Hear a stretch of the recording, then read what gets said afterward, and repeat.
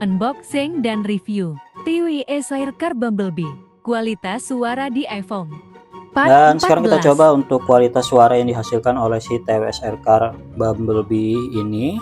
Dan di sini sudah kita siapkan untuk musiknya dari no copyright song seperti biasa, dan langsung sudah memutar ya. Dan di sini volumenya langsung kita full kan. Oke ya, dan langsung aja kita pakai.